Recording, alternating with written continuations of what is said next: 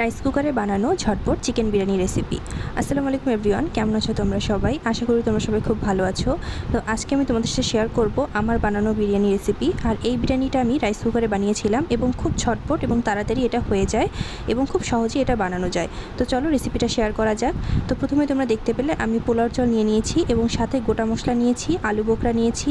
আলু বোখরাটা আসলে বাসায় ছিল তাই আমি নিয়েছি, এটা নেওয়া কোনো প্রয়োজনীয়তা নেই। তোমরা যদি এটা না দিতে চাও না দিলেও হবে। সাথে আমি মাংসটা ধুয়ে নিয়েছি, আলুটা নিয়ে নিয়েছি সুন্দর করে কেটে, এবং সাথে আমি একটা বিরিয়ানির মশলা নিয়ে নিয়েছি।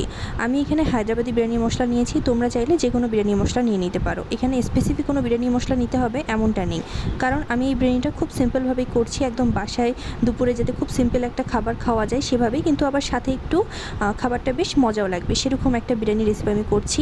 খুব সিম্পল হবে কিন্তু সেটা বিরিয়ানি হবে। তো সেইভাবে আমি বিরিয়ানিটা আজকে রান্না করছি এবং অবশ্যই আমি সব কিছু আম্মুর থেকে শুনে করছি, কারণ আমি আগে কখনো করিনি। একবার করেছিলাম, তখন আম্মুর থেকে সব কিছু শুনেই করেছিলাম এবং তখন খুব ভালোভাবে করেছিলাম। হেভি একটা বিরিয়ানি করেছিলাম, মানে যেটা আসলে বিরিয়ানির মতো বলা যায়, এবং এটা বিরিয়ানি হলেও খুব সিম্পল রেসিপি। তো এখানে প্রথমে দেখতে পেলে যে আমি কড়াইতে পেঁয়াজ দিয়ে দিয়েছি প্রয়োজন মতো। এখানে আমি চালটা ভেজে নেওয়ার জন্য পেঁয়াজ দিয়েছি এবং সাথে তেল দিয়ে দিয়েছি, এবং তার সাথে যে গোটা মশলাগুলো তোমরা দেখতে পেলে সেগুলো দিয়ে চালটা দিয়ে আমি ভালো করে ভেজে নিলাম। তারপরে তোমরা এখানে দেখতে পাচ্ছ যে আমি চালটা রাইস কুকারে দিয়ে দিচ্ছি। যেহেতু বিরিয়ানিটা রাইস কুকারে হবে তাই আমি রাইস কুকারেই সব কিছু সাজিয়ে নেব।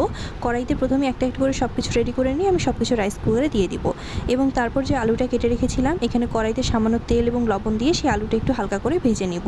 তারপরে সেটাও ওখানে চালের উপরে আমি এটা দিয়ে দিব।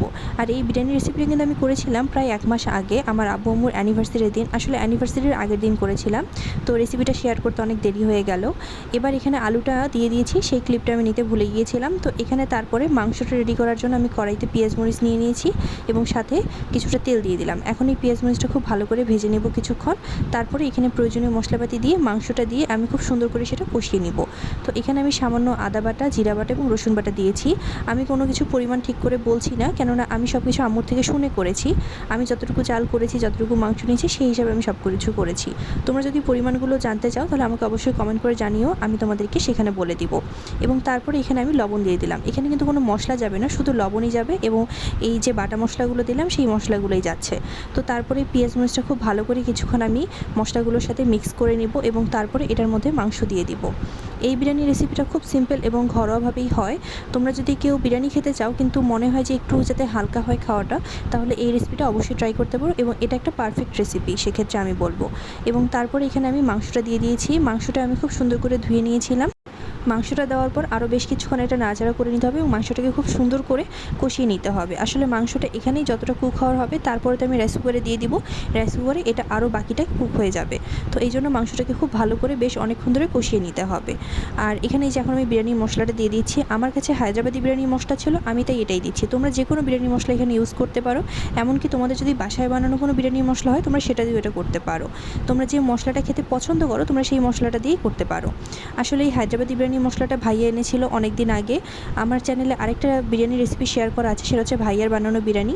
সেই রেসিপিতে ভাইয়া এটা ব্যবহার করেছিল, তো তারপর থেকে এটা পড়েই ছিল, সেই কারণেই আমি এটা দিয়েই করছি। তো এখানে বিরিয়ানি মশলাটা দিয়ে দেওয়ার পর খুব ভালো করে এটাকে আরও কিছুক্ষণ আমি কষিয়ে নিব, নাড়াচাড়া করে নিব, যাতে মাংসটা খুব ভালো করে কুক হয়ে যায়। এবং এটা যখন নাড়াচাড়া হয়ে যাবে তখন আমি যেখানে আলু এবং পোলা ছোলা দিয়েছি অর্থাৎ রাইস কুকারে, তার মধ্যেই মাংসটা দিয়ে দিব। তো এই যে আমি মাংসটা খুব ভালো করে নাড়াচাড়া করে নিচ্ছি। আর এটা এখন হয়ে গিয়েছে, এখন আমি এটা এখানে দিয়ে দিচ্ছি মাংসটা দিয়ে দেওয়ার পর মাংসর যে কড়াইটা রয়েছে সেই কড়াইতেই যতটুকু চাল নেবে তোমরা তার দ্বিগুণ পরিমাণ পানি গরম বসিয়ে দিবে। আমি এখানে 2 কৌটা চাল নিয়েছিলাম, তো আমি সেই হিসেবে বাকি দ্বিগুণ পরিমাণে পানিটা গরম বসিয়ে দিয়েছিলাম। অর্থাৎ তোমরা যদি এখানে 250 গ্রামের মতো চাল নাও তাহলে তোমাদেরকে হাফ লিটারের মতো পানি গরম করে সেই পানিটা এখানে দিয়ে দিতে হবে। আর পানি দেওয়ার আগে এখানে কিন্তু লবণ দিয়ে দেওয়া হয়েছিল, যেহেতু মাংসে কিছুটা লবণ দেওয়া হয়েছিল কিন্তু চাল ভাজাতে কোনো লবণ দেওয়া হয়নি, সে কারণে অবশ্যই এখানে একটু লবণ দিয়ে দিতে হবে। তোমরা তোমাদের পরিমাণ মতো লবণটা দিয়ে দিবে।